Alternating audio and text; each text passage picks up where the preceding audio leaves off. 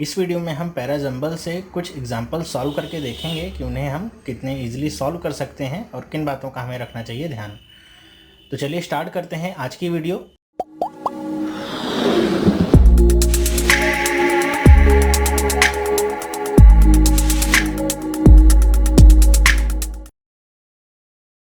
Hello, मेरा नाम है चंद्रहास। स्टडी स्मार्ट में आप सबका स्वागत है।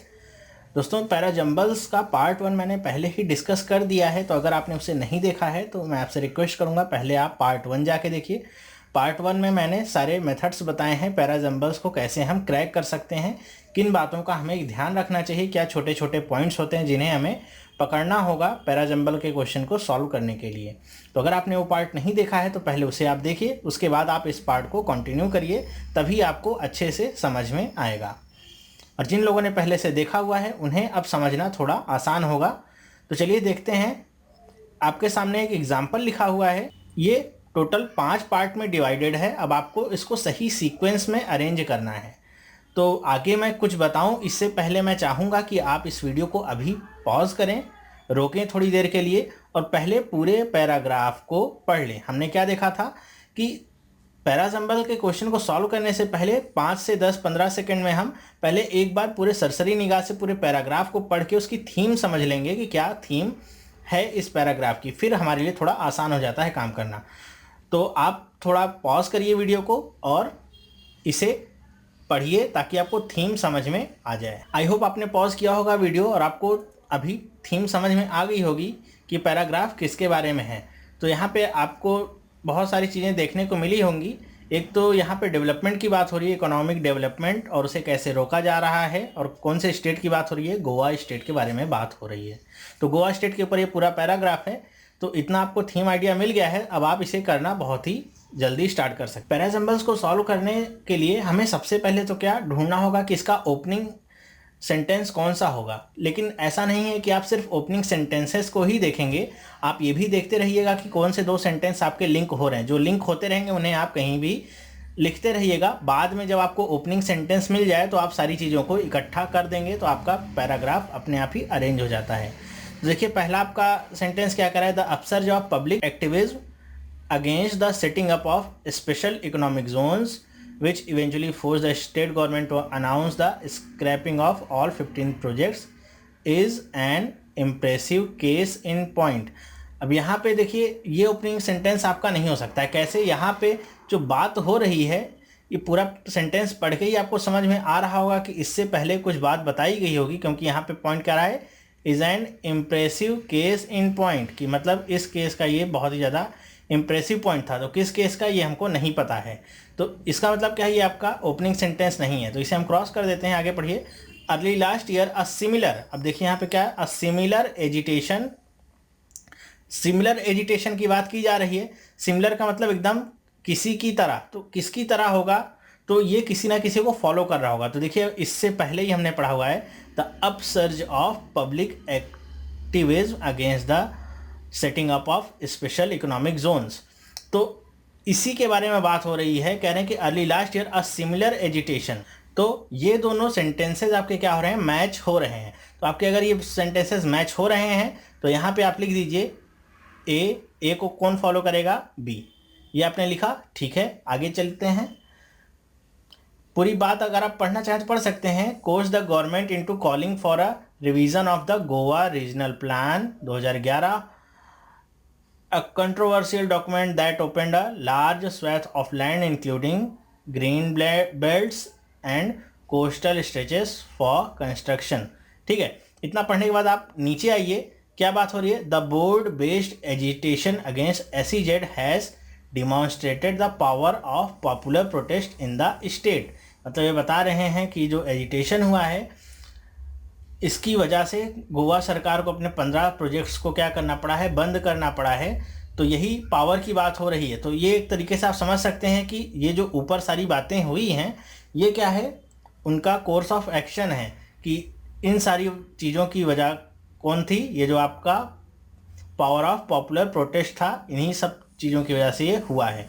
तो ये आपको पता है कि ए के बाद बी के बाद ये सी आपका आना है, लेकिन आपका सी कहाँ पे आना है ये आपको नहीं पता है कि एकदम इसी के बाद आएगा, क्योंकि अभी हमने नीचे पढ़ा नहीं है। तो मैं यहाँ पे सी के लिए ऐसे लिख देता हूँ एरो बना के, और यहाँ पे लिख देता हूँ सी। तो इससे पता क्या चलेगा, ये सी बाद में ही आएगा, लेकिन बीच में कोई वर्ड हो भी सकता है और नहीं भी। आगे पढ़िए। Those oppose to the project had question the property of government acquiring large tracts of land then selling them to promoters at low price। ये आपका डी वाला है, मुझे इससे कुछ हिंट नहीं मिल रहा है, कोई बात नहीं, मैं आगे चला जाता हूँ, पढ़ता हूँ। A coastal state with an area of 3700 square kilometre and population about 1.4 million, Goa has always been extremely sensitive to the impact of unrestrained economic development. अब देखिए यहाँ पे हम जिस स्टेट गवर्नमेंट और ये सारी बातें हो रही थी, वो स्टेट गवर्नमेंट कौन सी है, गोवा। तो अगर हमको ये वाला सेंटेंस आप इसमें से निकाल दीजिए कि मान लीजिए पैराग्राफ में होता ही नहीं, तो आप ऊपर वाले सारे सेंटेंसेस को पढ़ के आपको पता चलता कि किसके बारे में बात हो रही है, कौन सी गवर्नमेंट है वो, कौन से लोग हैं और क्यों इतना विरोध हो रहा है, आपको कुछ भी पता नहीं चलता। तो यही हमारा क्या हो जाता है, ओपनिंग सेंटेंस हमारा, क्योंकि बात यहीं से शुरू होगी। पहले हम इंट्रोड्यूस करेंगे किसी चीज़ को, उसके बाद उसके बारे में बताएंगे, चाहे उसकी विशेषता हो चाहे उसकी बुराई हो, जो भी होगा हम उसके बारे में बताएंगे, लेकिन पहले हम उसे इंट्रोड्यूस कर देंगे फिर ही होगा। तो ये आपका क्या है, एक तरह का इंट्रोडक्शन सेंटेंस है, यही आपका क्या हो जाएगा, सबसे फर्स्ट सेंटेंस। तो सबसे फर्स्ट सेंटेंस हो गया, इसे मैं यहाँ पर लिख लेता हूँ ई। अब यहाँ पर देखिए बता रहे हैं कि जो गोवा के लोग हैं या गोवा है, वो जो भी आपका अनरिस्ट्रेंड इकोनॉमिक डेवलपमेंट होता है उसके प्रति बहुत ही ज़्यादा सेंसिटिव है। अनरिस्ट्रेंड का मतलब क्या, हिंदी में कहते हैं अनरिस्ट्रेंड के लिए, जैसे कहते हैं अनर्गल, या आप कह लीजिए अनकंट्रोलेबल इंग्लिश में कह लीजिए, जिसके ऊपर कोई रिस्ट्रिक्शंस ना हो। तो इस तरह का जो इकोनॉमिक डेवलपमेंट होता है उसके प्रति गोवा के लोग बहुत ही ज़्यादा क्या हैं, सेंसिटिव हैं। अब देखिए ये आपका ओपनिंग सेंटेंस हो गया। अब ऊपर से देखिए इसे कौन सा सेंटेंस फॉलो करेगा। तो यहाँ पे देखिए इसके बाद सीधे यहाँ पे बात किसकी हुई थी, इन इम्प्रेसिव केस इन पॉइंट। तो किस चीज़ के बारे में बात हो रही थी, इसी आपके एक्सट्रीमली सेंसिटिव इम्पैक्ट के बारे में बात हो रही थी कि ये यहाँ पे क्या हुआ जा रहा है कि जैसे ही कुछ गोवा स्टेट चालू करते हैं स्पेशल इकोनॉमिक जोन जैसी एक्टिविटी, तो उसके प्रति क्या होता है, पब्लिक का गुस्सा भड़कता है और गोवा स्टेट को अपने सारे जो प्रोजेक्ट होते हैं लगभग 15 वो सारे बंद करने पड़ते हैं। तो आपको यहीं से पता चल गया होगा कि ई के बाद कौन सा आएगा, ए। अब ए के बाद कौन सा आएगा, बी। ये हमने लिखा ही हुआ था। अब 3 तो हमारे ये सेंटेंसेस अरेंज हो गए हैं, बाकी के कैसे अरेंज होंगे देखिए। अब देखिए यहाँ पे एक पॉइंट आप और पकड़ सकते थे, यहाँ पे एक आया था क्या, SEZ। ये क्या है, इसका शॉर्ट फॉर्म है। तो ध्यान रखिएगा शॉर्ट फॉर्म तभी आएगी जब पहले क्या आई हो, उसकी फुल फॉर्म आई हो। तो फुल फॉर्म कहाँ पे आई थी, ए में आई थी। इससे भी हम ये डिसाइड कर सकते हैं कि ये जो सी आएगा वो ए के बाद ही आएगा, ए के बाद जस्ट बाद बी आएगा, ये पता था। तो सी कहाँ पे आएगा, बी के बाद ही आएगा, चाहे वो तुरंत बाद आए चाहे 1-2 सेंटेंसेस के बाद ही आए। तो यहाँ पे टोटल कितने सेंटेंसेस थे हमारे, 5 सेंटेंस थे, 3 हमने अरेंज कर लिए और एक हमारा क्या है, सी, जो पता है इसके बाद ही आना है। अब ये तुरंत बाद आएगा कि इसके पहले कोई सेंटेंस आएगा, ये आप देख लीजिए। अब आपको पढ़ना कौन कौन सा है, सी और डी, और किसी पे फोकस आपका नहीं जाएगा। तो सी पे पढ़िए क्या करें हैं, the board based agitation against, ये मैंने पहले ही बताया आपका एक तरह का क्या है, कंक्लूजन है, या कह लीजिए बता रहे हैं कि ये सारी चीज़ें हुई क्यों। तो सी आपका क्या है, एक तरह का कंक्लूजन है। तो कंक्लूजन आपका क्या होगा, सबसे लास्ट में ही दिया जाएगा। डी को पढ़िए क्या बताएगा, those oppose to the projects had question the property of government acquiring large tracts of land then selling them to the promoters at low price. ये आपका किसके बाद आएगा, ये जैसे कंस्ट्रक्शन की बात हो रही है, तो कंस्ट्रक्शन कैसे होगा, जब तक चीज़ों को बेचा नहीं जाएगा, मतलब लैंड वगैरह को बेचा नहीं जाएगा, कैसे, लो प्राइस पे, ओके, तभी ये सारी चीज़ें हो रही हैं। तो ये आपका क्या आ जाएगा, डी वाला जस्ट बी के बाद। ये आपका क्या हो गया, अरेंजमेंट पूरा हो गया। तो आपने देखा होगा अरेंजमेंट करना कोई बहुत कठिन काम नहीं होता है, अगर आपको थीम समझ में आ जाए। पहले हमने पढ़ लिया थीम क्या थी, गोवा गवर्नमेंट के ऊपर थी। पहले सेंटेंस हमने पढ़ना चालू किया, जैसे यहाँ पे वर्ड मिला स्टेट गवर्नमेंट, ये सारी चीज़ें मिली, लेकिन कौन सी स्टेट गवर्नमेंट, तो आप ई पे आ जाइए, आपको पता चल जाएगा कौन सी स्टेट गवर्नमेंट है, वो गोवा की। तो ई आपका क्या हो जाता है, ओपनिंग सेंटेंस। ई के को कौन फॉलो करता है, ए, क्योंकि यहाँ पे बताया गया है कि जैसे ही थोड़ा भी कुछ अनरिस्ट्रेन्ड इकोनॉमिक डेवलपमेंट स्टार्ट होता है, पब्लिक का गुस्सा क्या होता है, भड़क जाता है। तो पब्लिक का गुस्सा भड़कता है तो क्या होता है, गोवा को अपने 15 प्रोजेक्ट बंद करने पड़ते हैं। तो ये क्या होगा, सीधे इसको फॉलो करेगा ए वाले को। उसके बाद कौन सा है, देखिए early last year a similar agitation. Similar agitation की बात हो रही, कौन से सिमिलर एजिटेशन की, जो आपको ए में बताया गया है वही एजिटेशन की बात की जा रही है। तो ए के बाद कौन आएगा, बी। उसके बाद सी जब पढ़ते हैं तो आपको पता चलता है एक तरह का कंक्लूजन है जो बताया जा रहा है क्या, कि ये सब चीज़ें हुई कैसे। तो कैसे हुई, आपका जो प्रोटेस्ट है बहुत ही क्या है, पॉपुलर है, पावरफुल है, जिसकी वजह से गवर्नमेंट को अपनी ये सारे प्लान्स क्या करने पड़े, बंद करने पड़े। तो ये आपका क्या है, एक तरह का कंक्लूजन है। तो कंक्लूजन आपका सबसे लास्ट में आएगा, फिर बीच में अगर डी बच भी गया तो इसे आप इजीली अरेंज कर सकते हैं। 5 ही सेंटेंस हैं, 4 अरेंज हो गए हैं, तो 5वें की जगह जहाँ पे है अपने आप ही वो फिट बैठ जाता है। तो आई होप आपको ये समझ में आया होगा। पैराजम्बल्स करते समय थोड़ी बहुत वोकैबलरी की आपको ज़रूरत पड़ेगी शब्दों को समझने में, तभी आप थीम समझ सकते हैं। चलिए जल्दी से देख लेते हैं दूसरा एग्जाम्पल। दूसरा एग्जाम्पल भी ऐसे ही है। देखिए सबसे पहले आप क्या करेंगे, फिर से वही काम करेंगे, वीडियो को पॉज करेंगे और जल्दी से इसके पूरे कंटेंट को पढ़ के इसका एक थीम डेवलप करने की कोशिश करेंगे। तो चलिए जल्दी से वीडियो को पॉज करिए और थीम को समझिए, फिर ऑन करिए वीडियो। आई होप आपने पढ़ा होगा और आपको थीम समझ में आ गई होगी। यहाँ पे किस चीज़ के बारे में बात हो रही है, हमारा जो मौसम विभाग है उसने रेन की फॉरकास्टिंग की है कि कितनी रेन हो सकती है पिछले साल की तुलना में, और जो हमारा सूखा पड़ा हुआ था, ड्रॉट पड़ा हुआ था पिछले 3 सालों से, अब क्या क्या हो सकता है, यही सारी बातें इसमें दोहराई गई हैं। तो आपको इतना थीम तो समझ में आ गया है कि रेन फॉरकास्टिंग के बारे में बात हो रही है। अब आप सेंटेंस को अरेंज करना स्टार्ट कर सकते हैं। इसमें टोटल 6 सेंटेंसेज हैं, तो डरने की बात नहीं है, बस आप छोटी छोटी चीज़ों का ध्यान रखिए, कहाँ पे कौन किसको पॉइंट आउट कर रहा है, कहाँ पे शॉर्ट फॉर्म आ रहा है, शॉर्ट फॉर्म आ रहा है तो उसका फुल फॉर्म कहाँ पे आया होगा, दोनों को अरेंज करिए, कहाँ पे आपका बट लग रहा है, कहाँ पे वेन लग रहा है, कहाँ पे आपका कंक्लूजन बताया जा रहा है। तो इतनी छोटी छोटी बातों का ध्यान रखेंगे तो बहुत ही आसानी से इसे कर सकते हैं। देखिए पहला सेंटेंस अगर मैं पढ़ता हूँ तो पहले सेंटेंस को पढ़ने के बाद पढ़ते ही मुझे ये समझ में आ जाएगा कि ये इसका पहला सेंटेंस तो बिल्कुल भी नहीं हो सकता, ओपनिंग सेंटेंस नहीं हो सकता है। बता रहे हैं the fortunes of rural economy and almost 80% of India annual rainfall produce south west monsoon to impact the, क्या बात आई है, IMD की। यही मेरे नज़र में सबसे पहले आया IMD। IMD क्या है, आपकी शॉर्ट फॉर्म है। किसकी शॉर्ट फॉर्म है अभी पता नहीं है, लेकिन ये पता है शॉर्ट फॉर्म है, तो ये किसी फुल फॉर्म के बाद ही आएगा, तो ओपनिंग सेंटेंस तो बिल्कुल भी नहीं हो सकता। ओके चलिए देखते हैं नेक्स्ट क्या करें। Rainfall during the June to September south west monsoon season is forecast to be 106% of the long period average with a margin of error 4%। यहाँ पे रेनफॉल के बारे में बता रहे हैं कि जून से सितंबर के बीच में क्या फॉरकास्ट की गई है। ओके चलिए आगे पढ़ते हैं। Significantly the met department also expects to normal rainfall well distributed across key crop farming areas in the north west. ये सारी चीज़ें बताई जानी है एज अ सिग्निफिकेंस आपके, कि क्या इसके सिग्निफिकेंस हो सकते हैं। देखिए फिर पढ़ते हैं फॉर द फर्स्ट टाइम। बस यहीं से पढ़ते ही आपको पता चल गया आपका ओपनिंग सेंटेंस है। मैंने पिछले वीडियो में बताया भी था कि जो भी आपके सेंटेंसेस आते हैं ऐसे जो इन्यूमरेट करते हैं firstly, secondly, first time, second time, ये आपके ऑलमोस्ट क्या होते हैं, ओपनिंग सेंटेंसेज ही होते हैं। चलिए पूरा पढ़ लेते हैं। For the first time in 3 years the, देखिए अब यहाँ पे फुल फॉर्म भी आ गया, Indian meteorological department has projected that the monsoon rains will be above normal. पूरे सेंटेंस की शुरुआत ही क्या होगी, इंट्रोडक्शन से ये हो गई। इंट्रोडक्शन किसका किसका दिया गया, एक तो पहले फॉरकास्टिंग का दिया गया, दूसरा इंडियन मेट्रोलॉजिकल डिपार्टमेंट का भी दिया गया, तभी हम शॉर्ट फॉर्म को लिख पा रहे हैं। तो सबसे पहले हमारा जो कौन सा सेंटेंस आ रहा है, सबसे पहले आपका आ रहा है फोर्थ आपने लिख दिया। अब देखिए यहाँ पे बताया गया है कि इस बार जो रेन होगी वो पिछले 3 सालों की तुलना में नॉर्मल लेवल या कह लूँ साधारण स्तर से भी ज़्यादा होगी। ओके ये क्या बताया गया है, फॉरकास्ट किया गया है। अब अगर आपने पिछला सेंटेंस पढ़ा हो सेकंड वाला ध्यान से, तो वहाँ पे अब ये फॉरकास्ट किया गया है, ठीक है, ये फॉरकास्ट किया गया है। सेकंड में बता रहे हैं क्या कि रेनफॉल कब कब कहाँ पे कैसी होगी। जैसे rainfall during June to September south west monsoon season is forecast to be 106% of long period average with the margin of error 4%।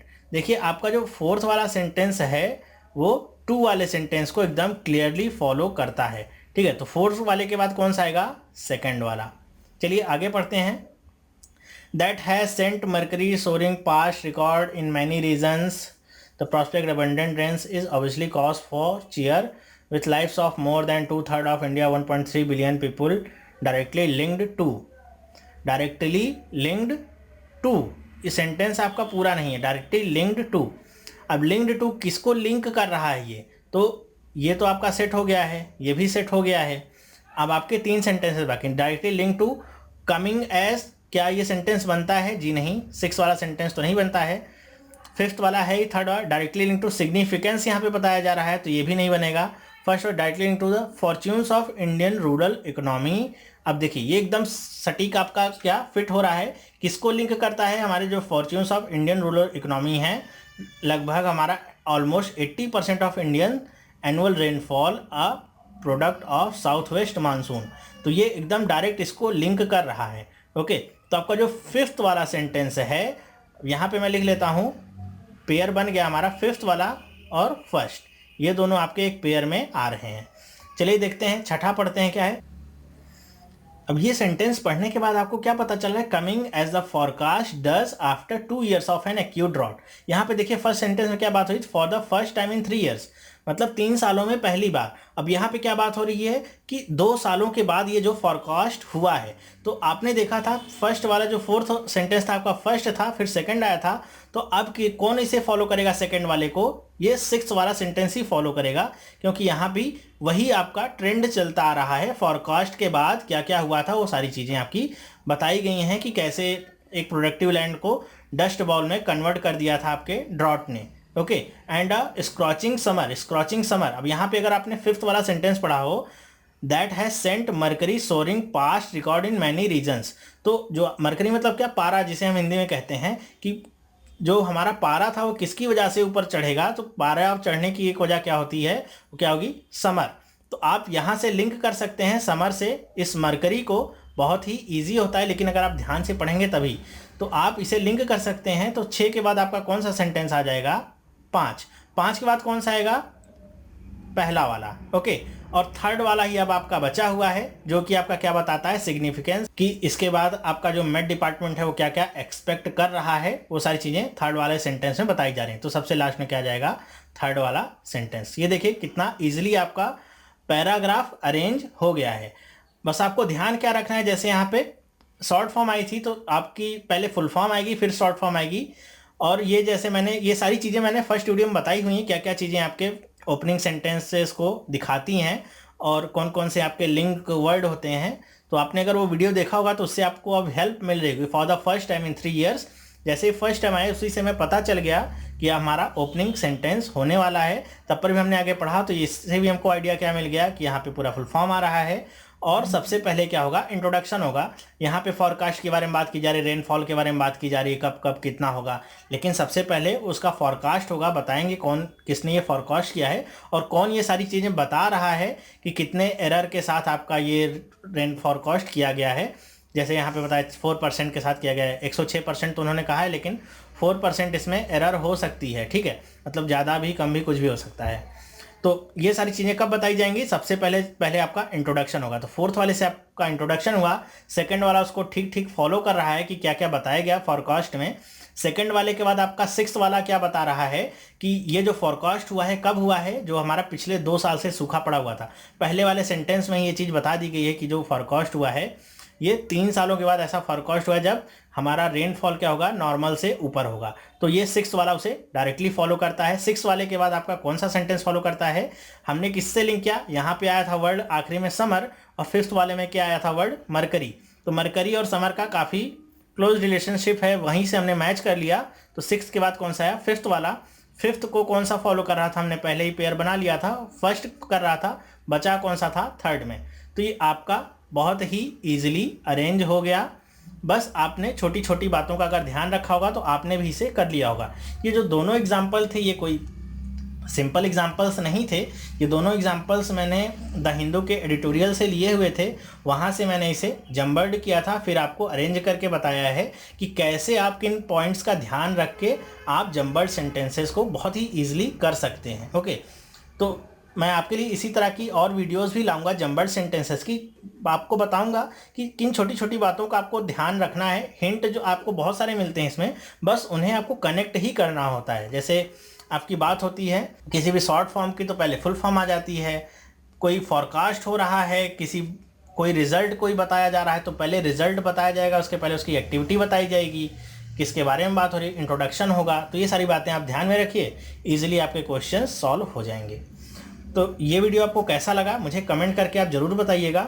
इसके बाद मैं सोच रहा हूँ आपके लिए एक बैंकिंग अवेयरनेस की वीडियो ही बनाने के लिए, जिसमें जो आपके बहुत सारे डिफरेंट टॉपिक्स होते हैं, स्टैटिक बैंकिंग अवेयरनेस का जो पार्ट हो सकते हैं, जैसे आपका चेक वगैरह हो गया, SLR क्या होता है, बैंक रेट क्या होता है, डिफरेंस क्या होता है। तो अगर आपके पास केवल बेसिक आइडिया है तो बेसिक आइडिया से आप ये सारे डिफ़िकल्ट या ट्विस्टिंग जो क्वेश्चंस होते हैं उसे सॉल्व नहीं कर सकते हैं। इसके लिए आपके पास पूरा एक समझ होनी चाहिए कि एक्चुअली में ये टर्म होता क्या है, रिलेट कैसे है, तो आप बहुत ही ईजिली सारे क्वेश्चंस को सॉल्व कर सकते हैं। आपको पता होगा अब ट्रेंड बदल रहा है, क्वेश्चंस जो आ रहे हैं आपके करंट अफेयर्स कह लीजिए या बैंकिंग अवेयरनेस से कह लीजिए, वो ऐसे डायरेक्ट नहीं आते हैं कि बैंक रेट क्या है बताओ। वो एक एग्जाम्पल सेट करके पूछ लेते हैं कि अगर ऐसा होता है तो बताइए क्या प्रभाव पड़ेगा, ये हम कम करते हैं या ज़्यादा करते हैं तो इससे क्या प्रभाव पड़ेगा। तो अगर आपको कॉन्सेप्ट पता है तो बहुत ईजिली आप उसे सॉल्व कर सकते हैं। और मैं जैसे आपको पढ़ाऊंगा वो बहुत ही ज़्यादा इंटरेक्टिव मेथड होगा, बुकिश लैंग्वेज नहीं होगी। आपको जो आपके रियल लाइफ के एग्जांपल्स हैं उनके थ्रू ही आपको मैं एग्जांपल देके पढ़ाऊंगा ताकि आपको अच्छे से समझ में आ सके। तो अगर आप चाहते हैं इस तरह की वीडियो मैं लाऊं तो मुझे कमेंट करके ज़रूर बताइएगा ताकि मैं उसकी प्रिपरेशन कर सकूं और आपके सामने जल्द से जल्द उसे ला सकूं। ये वीडियो आपको कैसा लगा कमेंट करके बताइएगा मुझे। और अगर आप इस चैनल पे नए हैं तो चैनल को सब्सक्राइब करिए। मैं रोज़ आपके लिए ऐसी ही वीडियोस लाता हूं जो आपके एग्जामिनेशन के पॉइंट ऑफ व्यू से बहुत ज़्यादा इंपॉर्टेंट होती हैं। और सिर्फ सिंपल क्वेश्चंस को ही सॉल्व नहीं करता हूं, मैं सिंपल से लेके स्टैंडर्ड तक पूरे क्वेश्चंस को सॉल्व करता हूं। सब में कॉन्सेप्ट क्या लगेगा ये सारी चीज़ें आपको बताता रहता हूँ। हाँ, क्वेश्चन सॉल्व करते समय कहीं कहीं पर कैलकुलेशन मिस्टेक्स हो सकती हैं, ये हमारा ह्यूमन नेचर है जिसकी वजह से ऐसा हो सकता है, लेकिन आपका कॉन्सेप्ट कहीं भी रॉन्ग नहीं होता है। तो चलिए अब हम मिलेंगे नेक्स्ट पार्ट में आपके लिए इसी तरह की कुछ वीडियो मैं लेके आऊँगा। तो तब तक आप प्रैक्टिस करते रहिए, वीडियोस को देखते रहिए। अगर कोई भी बात समझ नहीं आती तो एक बार रिपीट करके देखिए, हो सकता है आपको समझ में आ जाए। फिर भी अगर नहीं समझ में आता है तो आप मुझे कमेंट करके फेसबुक ग्रुप पे पूछ सकते हैं, आपको आंसर मिल जाएगा। तो तब तक के लिए धन्यवाद, प्रैक्टिस आप करते रहिए, बाय।